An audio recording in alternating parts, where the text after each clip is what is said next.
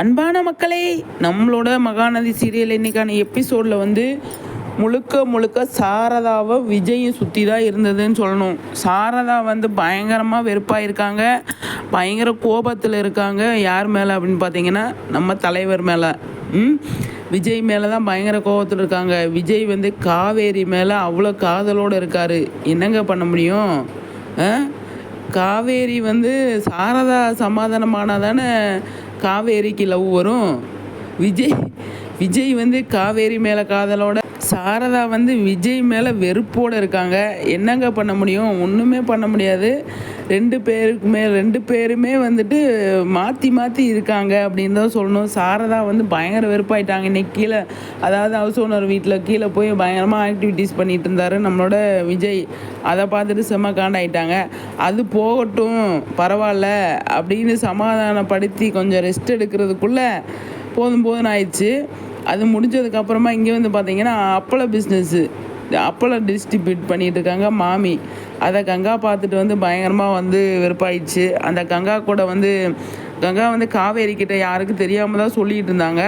அதை சாரதா கண்டுபிடிச்சி சாரதா வந்து, பாத்தியா காவேரி என்ன சொல்கிறாங்க, நீ தான் வந்து அவனை குடி வச்சிருப்படி, எனக்கு தெரியும், என் பக்கத்துலேயே வந்து இருந்துக்கோ அப்படின்னு நீ சொல்லியிருப்ப அப்படின்றாங்க. அதுக்கப்புறமா வந்து அவன் இவ்வளோ தூரம் பண்ணுறானே, அப்போ எதுக்காக பண்ணுறான், நீ நம்பிக்கை கொடுக்காமையா பண்ணுறான் அப்படிங்கிறாங்க.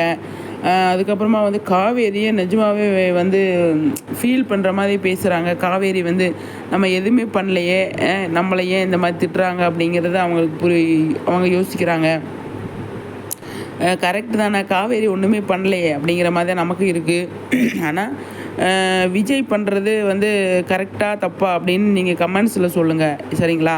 ஆனால் எனக்கு தெரிஞ்சு விஜய் பண்ணுறது கரெக்டு தான். ஆனால் அவங்க ஹெல்ப் பண்ணணும்னு நல்ல மனசில் பண்ணுறாரு. அது கன்வே ஆகிறது வந்து வேறு மாதிரி. அதை கங்காவுக்கு, குமரனுக்கு, காவேரிக்கு, பாட்டிக்கு எல்லாருக்குமே கரெக்டாக கன்வே ஆகுது. இந்த சாரதாவுக்கு மட்டும் அது வேறு மாதிரி கன்வே ஆகுது. என்ன பண்ண முடியும்? ஒன்றுமே பண்ண முடியாது. பயங்கரமாக வெறுப்பாக பேசுகிறாங்க காவேரி மேலே. அவங்க மேலே ஏன் வெறுப்பாக காட்டுறாங்க அப்படின்னு எனக்கு சத்தியமாக புரியலை. பாவம் அந்த பொண்ணு. என்ன பண்ண முடியும்? நம்ம நல்லா வாழ்க்கையில் முன்னுக்கு வரணும், பிஸ்னஸ் பண்ணணும் அப்படின்னு நினச்சிட்டு அந்த பொண்ணு பண்ணிகிட்ருக்கு. அதை வந்து இவங்க வந்து இந்த சாரதா வந்து இந்த மாதிரி பண்ணுறதால வந்து கொஞ்சம் கஷ்டங்க. இவ்வளோ நாளைக்கு தான் அந்த பொண்ணு பேசாமல் இருக்கும் அப்படிங்கிறதான் அதுவே சொல்லுது. பார்த்தீங்களா, நீங்கள் வந்து என்னை திட்டிகிட்டே இருக்கிறீங்க, நான் எதுவுமே பண்ணலை, எதுவுமே பண்ணாமல் இருக்கும்போது நான் வந்து திட்டு வாங்கிட்டே இருக்கிறேன் அப்படின்னு காவேரி சொல்லும்போது அது கொஞ்சம் கஷ்டமாக இருந்தது. ஏன் அப்படின்னா காவேரிக்கும் இதுக்கும் சம்மந்தமே இல்லை. விஜய் பண்ணுறதுக்கும் காவேரி அவங்க வேலையை பார்க்குறாங்க அப்படின்ற இடத்துல காவேரி யோசிக்கிறாங்க. ஆனால் விஜய் வந்து காவேரி நல்லா இருக்கணும், அவள் லைஃப்பில் வந்து கஷ்டப்படக்கூடாது அப்படின்னு நினைக்கிறாரு. அது இந்த சாரதாவுக்கு புரியலையே. என்ன பண்ண முடியும்? முக்கியமாக ஒரு விஷயம் கவனிச்சிங்களா?